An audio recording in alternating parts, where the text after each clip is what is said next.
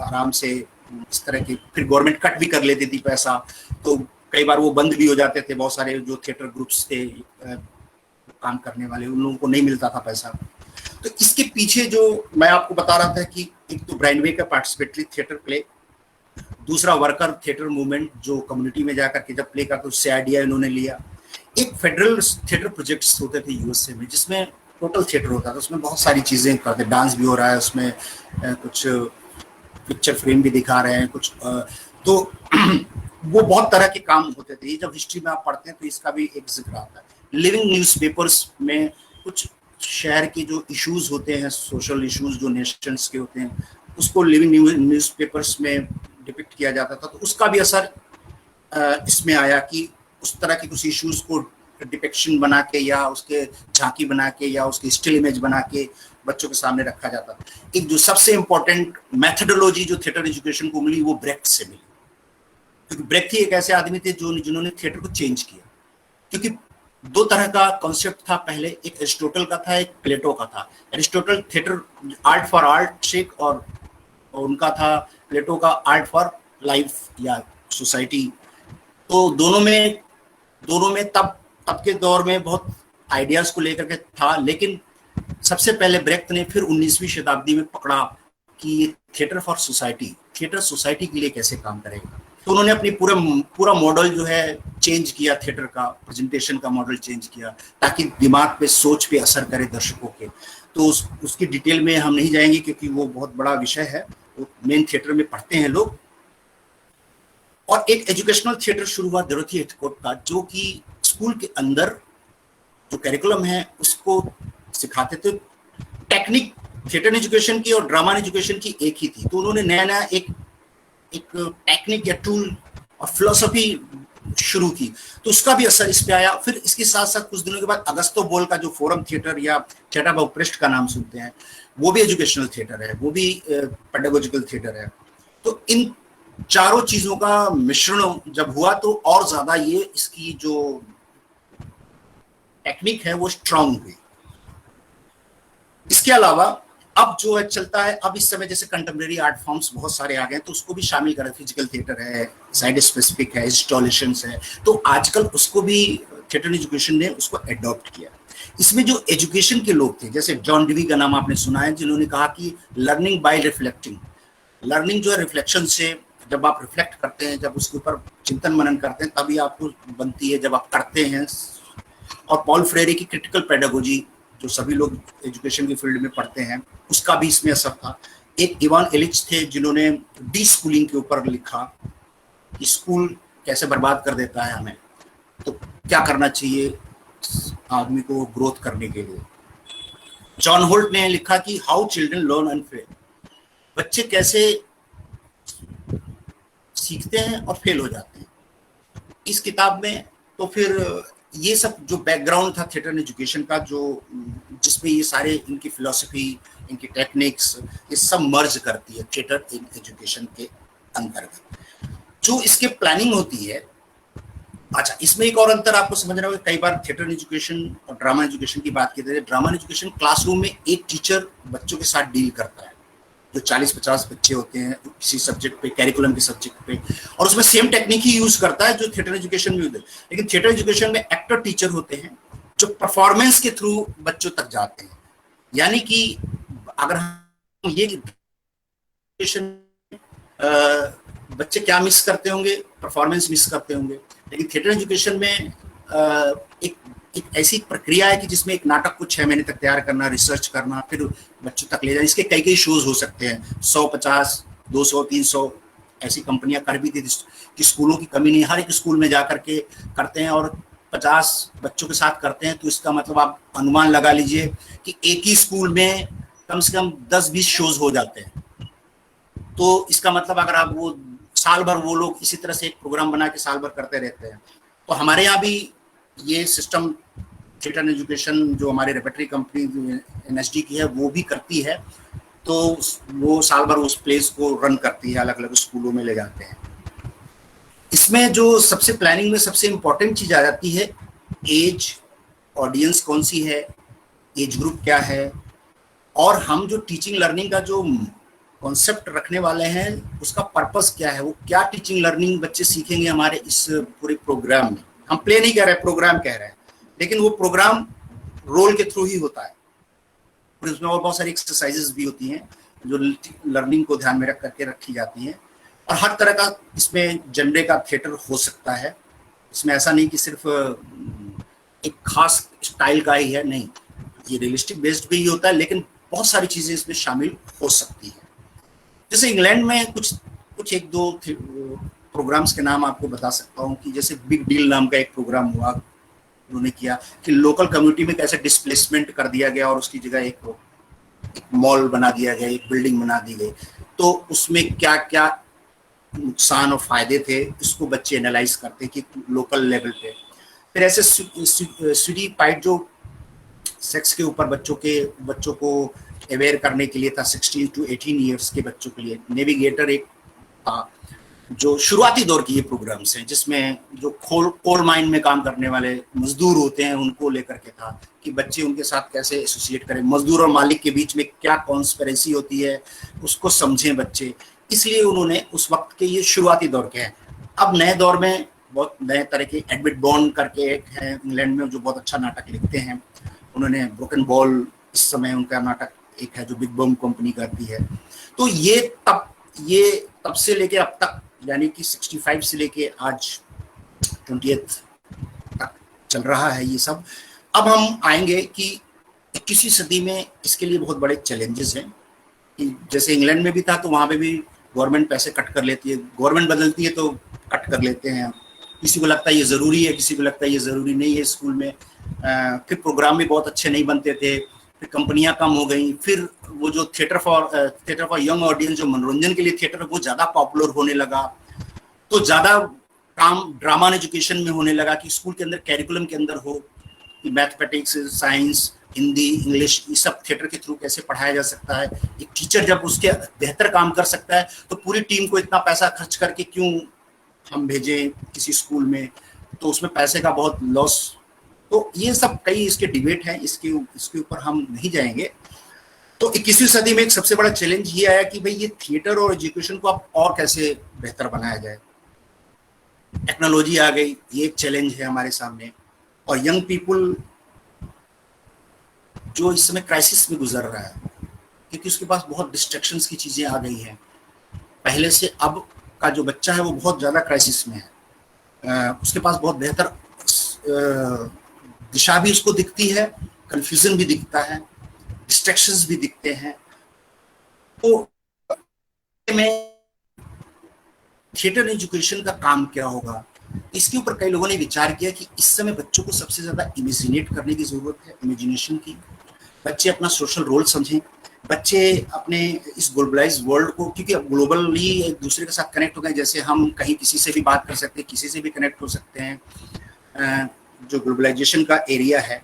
तो ऐसे में बच्चों को एक्सपोजर बहुत मिल रहे हैं, तो उनको अपनी आइडेंटिटी का भी सेंस हो कि मैं कौन हूँ, कहाँ से हूँ, क्यों हूँ, मेरे आसपास की जो दुनिया है, संस्कार हैं, वो क्या हैं।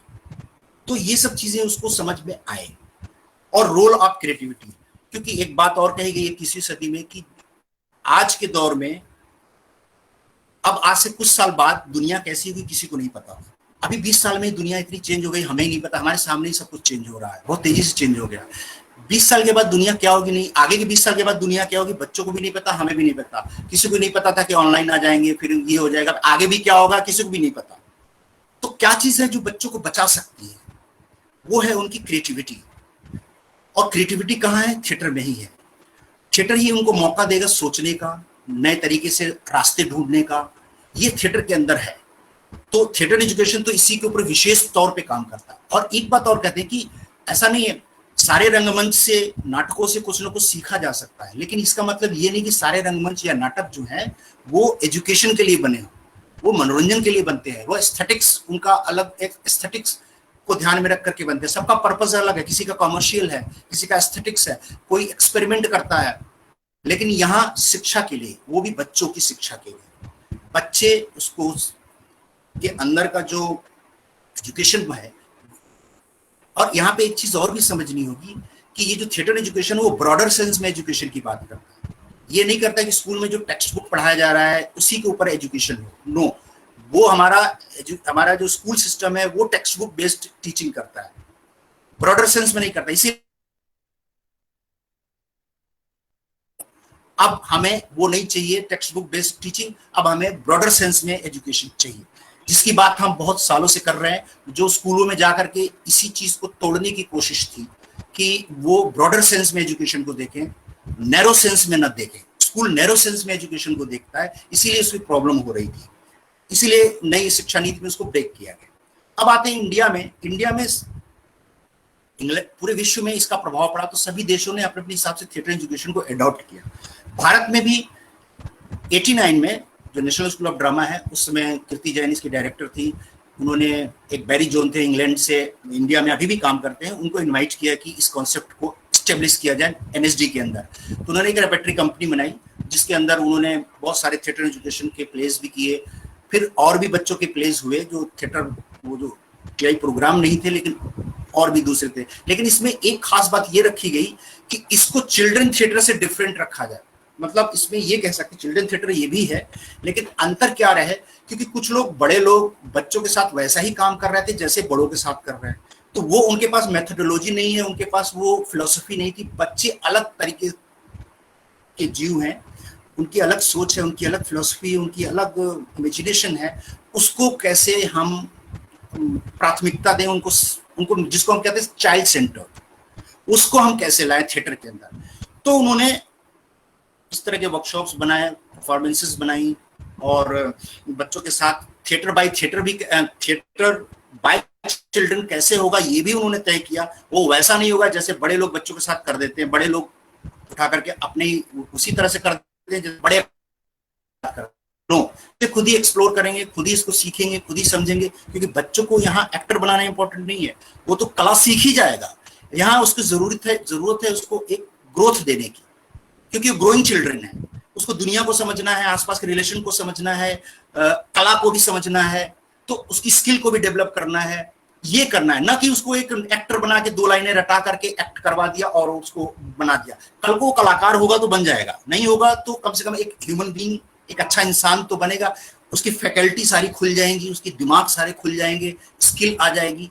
ये ध्यान में रख करके थिएटर कंपनी ये अपनी टीआई कंपनी जो है नेशनल स्कूल ऑफ ड्रामा में बनी, और इसको बाद में इसका नाम संस्कार रंगटोली रखा गया। उसमें बाद में ये सोचा गया कि भारत में तो एक तरह से संस्कारों की बात होती है, ये तो इंग्लैंड या विदेशी कॉन्सेप्ट है, तो हमारा अपना कुछ नाम होना चाहिए, तो इसको नाम दिया गया ऐसा। तो उसमें जो प्लेस हुए, सावधान गोरा राक्षस आ रहा है, भूख लगी है तो मरकरी, ये सब कुछ एक जापान के प्ले थे जिसको अडॉप्ट करके इन्होंने यहाँ किया था। पॉल्यूशन पे थे, बच्चे इसमें भाग लेते थे, तो उन्होंने बैरी जोन ने इसको पहले डायरेक्ट किया था।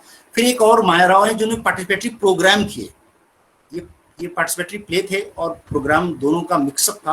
प्ले किए उन्होंने, इग्लू किया एक 9 से साल स्कीमो लाइफ के ऊपर। रजिया सुल्तान जो पहली महिला जो है सुल्तान बनी, उसकी क्या स्ट्रगल थी, ये 14 साल के बच्चों के लिए किया। किताब पिस्तौल भगत सिंह के ऊपर किया, जिसके ऊपर वो 14 साल से ऊपर के बच्चे इसमें भी थे, तो इसमें भगत सिंह की लाइफ को, इसमें इंटरेस्टिंग चीज ये थी कि भगत सिंह को जब मुकदमा होता था तो सारे बच्चे जो हैं भगत सिंह की तरफ से मुकदमा लड़ते हैं अंग्रेज के खिलाफ।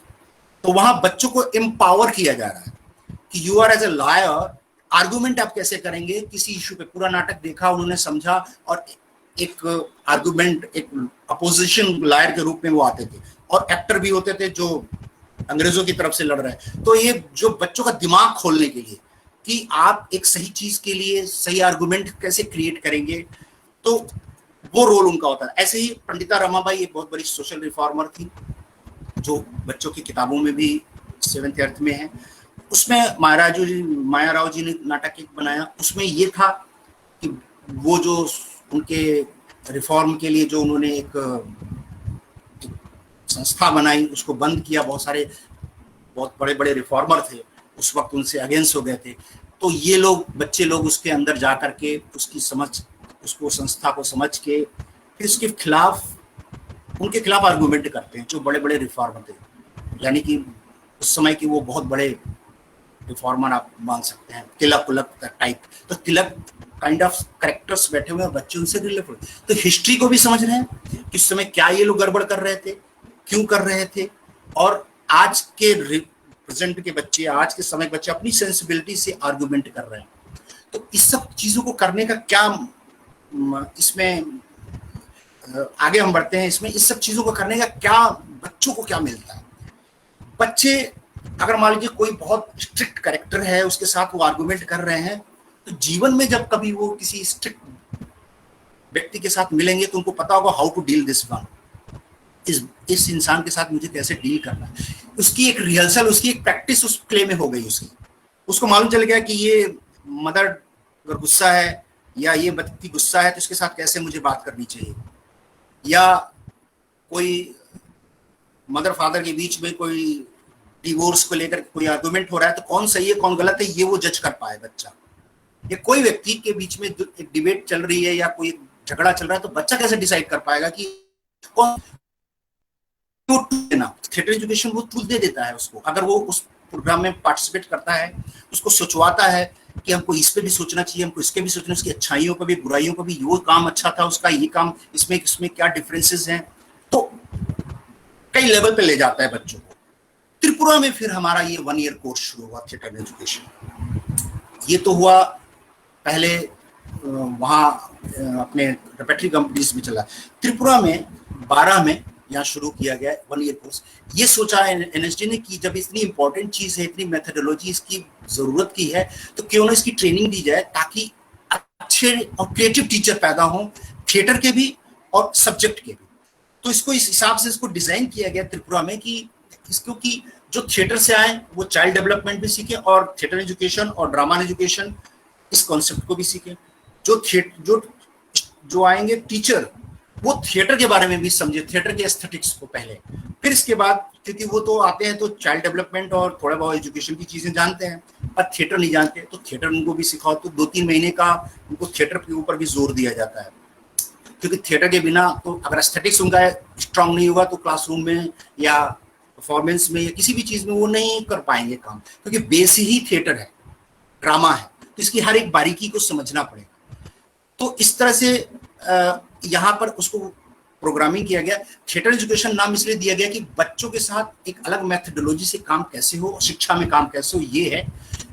यहाँ पर थिएटर एज ए सब्जेक्ट कैसे पढ़ाया जाए बच्चों को ये भी बताया जाता है।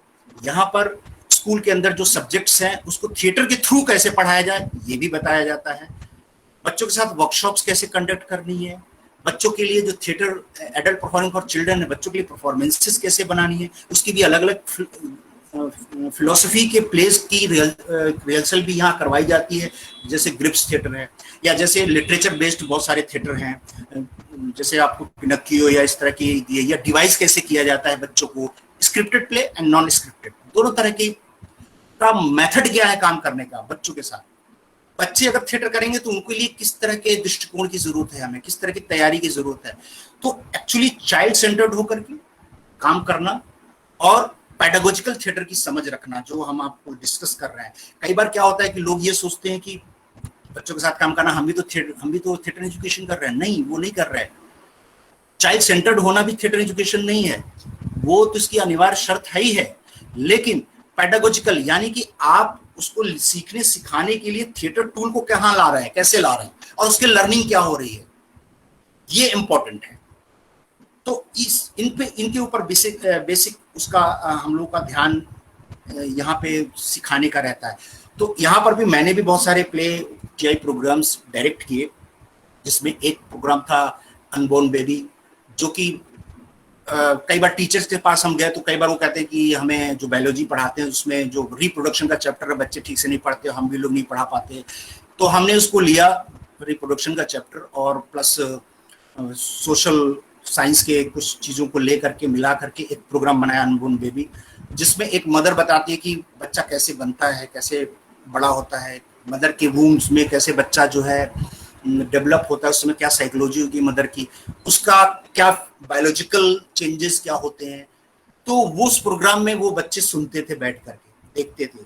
तो बच्चों ने कई बार कहा कि हमने पूछा उनसे कि ये समझ में आया, एक तो स्कूल का तो था ही कैरिकुलम का, उसके बारे में तो उनकी जानकारी उसमें मिली, तो उन्होंने कहा नहीं, पहली बार हम अब हम अपनी मदर से पूछेंगे कि हम जब गर्भ में थे तो और क्या क्या समस्याएं थी, तो उनको एक प्रोसेस पता चला कि वो जो 9 महीने में होता है वो उस समय क्या बायोलॉजिकल, साइकोलॉजिकल हर तरह की चेंजेस होते हैं, मदर को क्या प्रॉब्लम होती है, घर में एटमॉस्फेयर का होता है, और जो चीज उस वक्त आपके सबकॉन्शियस माइंड में पड़ जाती है वो आपके व्यक्तित्व का एक हिस्सा भी होती है। ये भी बच्चों को पता चला। अच्छा, तो इस तरह से एक प्ले तो वो हुआ। दूसरा एक गणित मंथन किया मैंने, उसमें भी टीचर्स, उसमें हमारी ये समस्या थी बच्चे मैथ से बहुत डर जाते हैं, तो उस डर को हटाने के लिए क्या किया जाए। अब मैथमेटिक्स तो इस 1 घंटे 1.5 घंटे के प्रोग्राम में नहीं सिखा सकते, लेकिन उसका डर और उसकी जो समस्याएं हैं उसको दूर कर सकते। तो बहुत बड़े मैथमेटिशियन थे, उनको बुला करके, उनकी किताब थी mama I love math I hate math, उसको लेकर के मैंने काम किया। तो उसमें ये समझ में आया कि बच्चों को भी बताया गया ये कि एक्चुअली जो मैथमेटिक्स से आप डरते हो वो डर आपका जायज है। आप गलती क्या करते हो, मैथ कोई भी विषय और पढ़ोगे, किसी भी आप लास्ट चैप्टर पढ़ लोगे तो भी समझ में आ जाएगा, साइंस का या सोशल साइंस का, लेकिन मैथमेटिक्स के साथ ये है कि उसका कॉन्सेप्ट स्टेप बाय स्टेप अगर आपका क्लियर नहीं है, कहीं आपने जंप मार दिया है, बीच में आप फंस जाएंगे। तो बच्चे फिर कॉन्सेप्ट उनको कहीं कनेक्शन नहीं मिलता है तो डरने लगते हैं, फिर वो सवाल नहीं लगते उनके, फिर वो एक बहुत भयानक सी चीज हो जाती है उनके दिमाग में। तो उनको ये बताया गया कि इसमें कहाँ आप गलती करते हो, कैसे इसको इम्प्रूव कर लेना है। तो और मैथ ऐसा डरावना सब्जेक्ट नहीं, हम हमारे जीवन में ही मैथ है, पूरा जीवन ही हमारा मैथ से भरा हुआ है। तो उसको एक्सप्लोर किया बच्चों ने, तब उनको समझ में आया कि मैथ से इतना डरने की नहीं, तो बहुत प्यारी चीज है।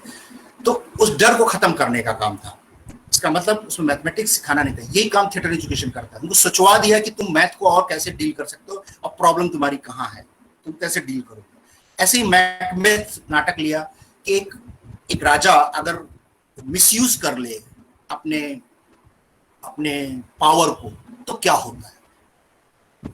तो मैकबेथ नाटक तो बहुत बड़ा है और बहुत सारी चीजें उसको काट छाट करके बच्चों के लायक बनाया गया। उसमें बच्चे भी पार्टिसिपेट भी करते हैं कि अगर राजा अत्याचार कर रहा है तो हाउ टू सेव, क्या करना चाहिए।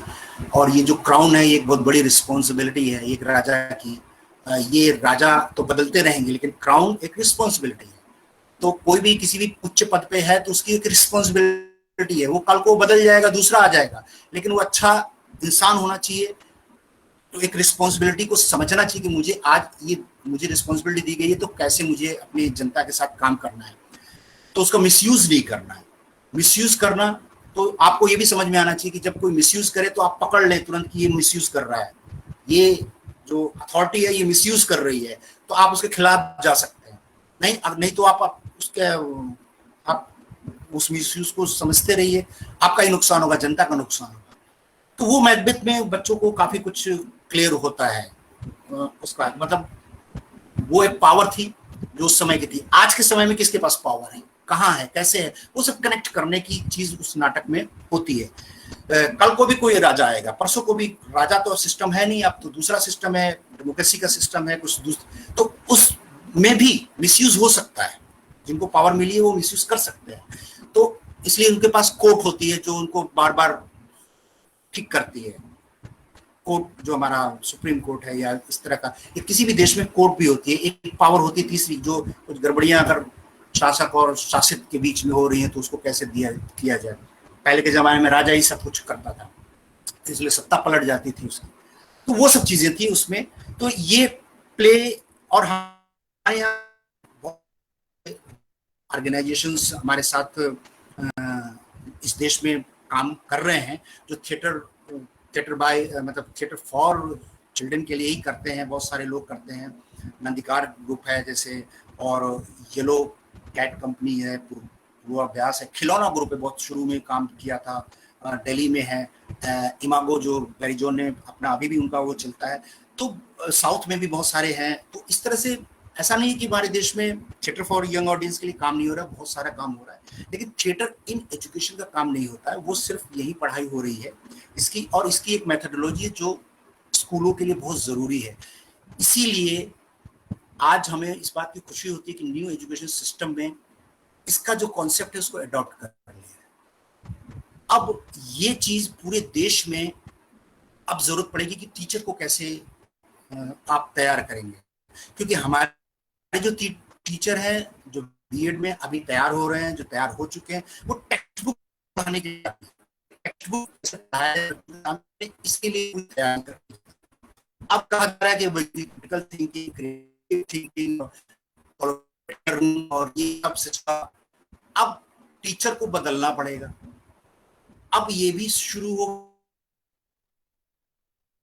गया, नाम रख ले जो प्री स्कूल है या है या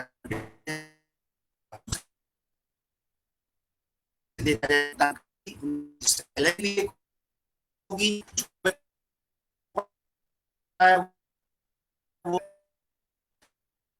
अब ये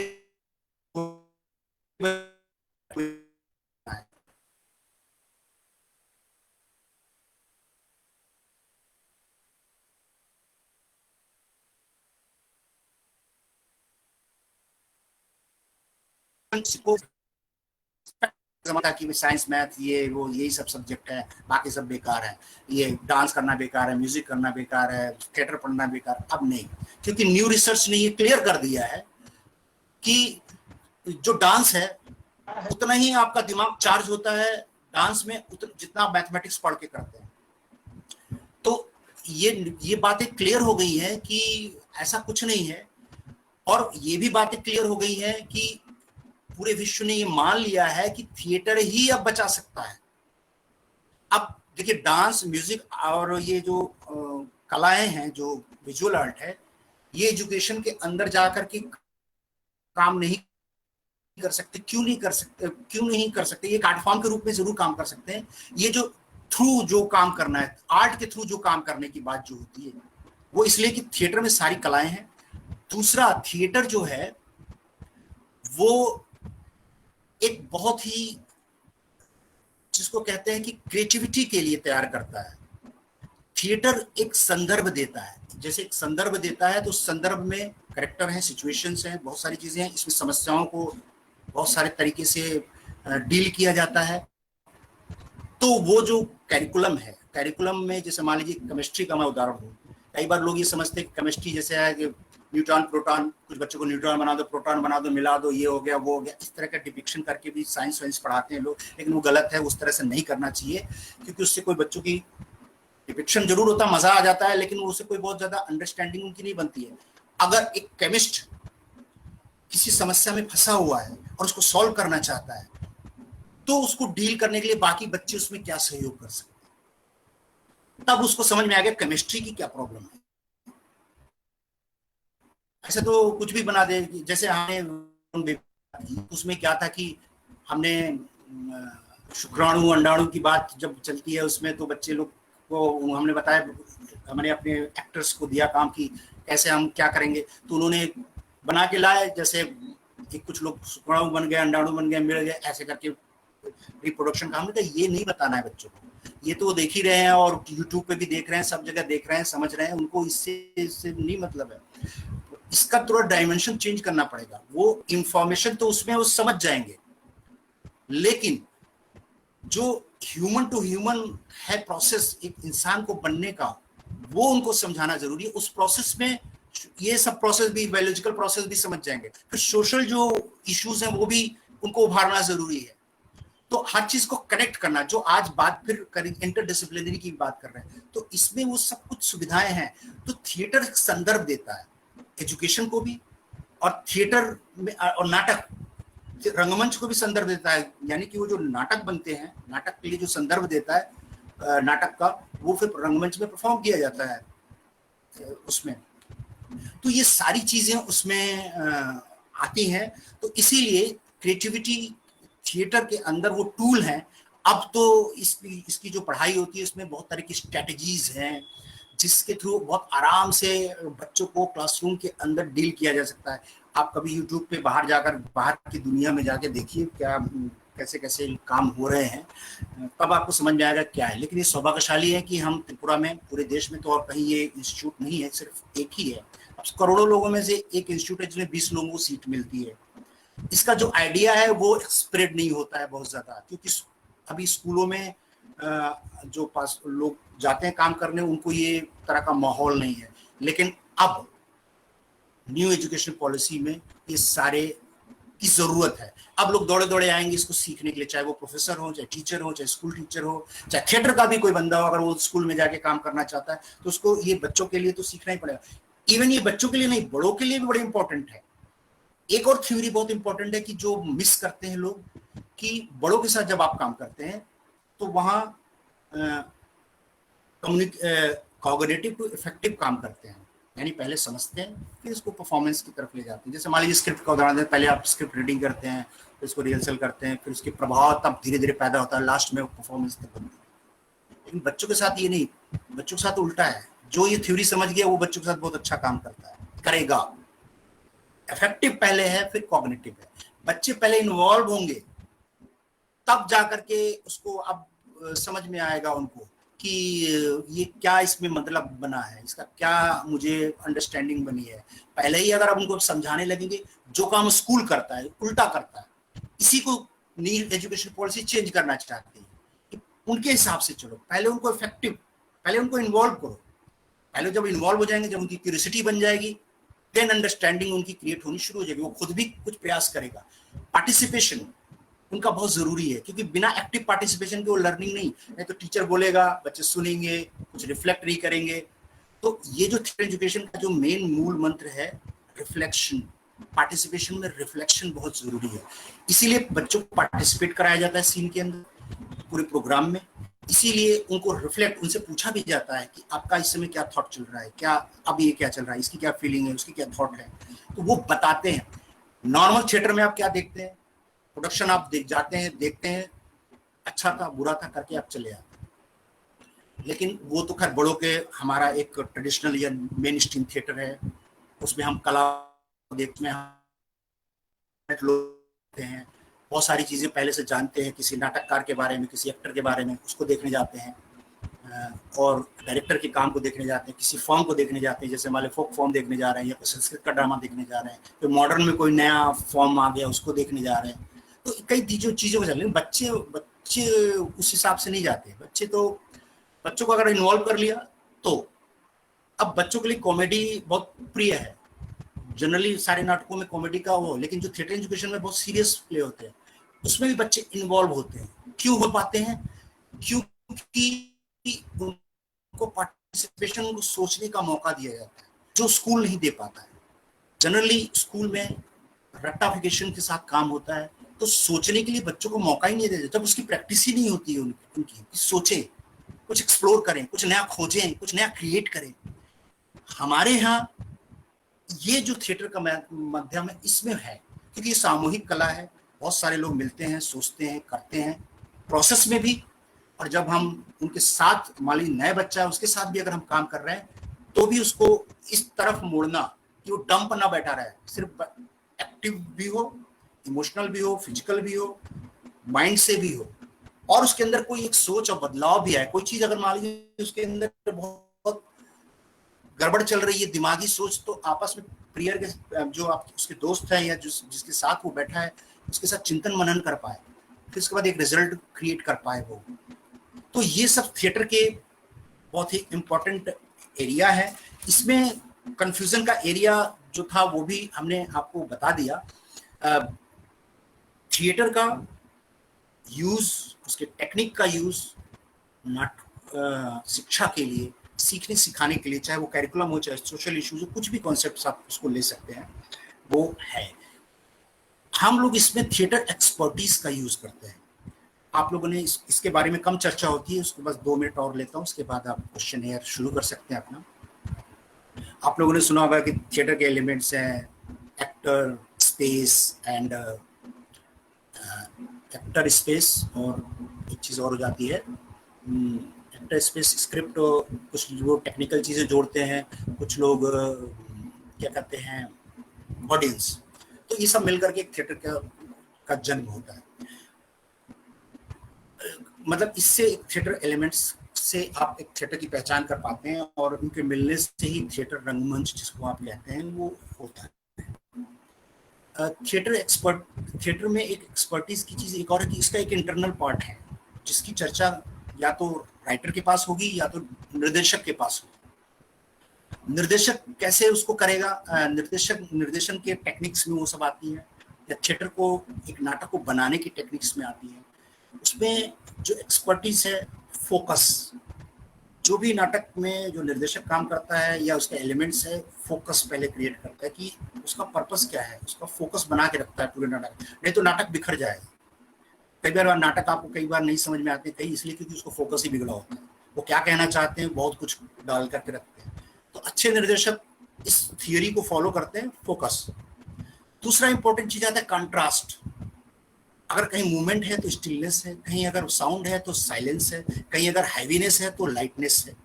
ये आप रतन खेम के प्ले में देख सकते हैं बहुत अच्छे से, या और भी बहुत अच्छे से निर्देशक हैं इन थियरीज का, इन प्रिंसिपल्स का फॉलो करते हैं। तो जब आप लेसन में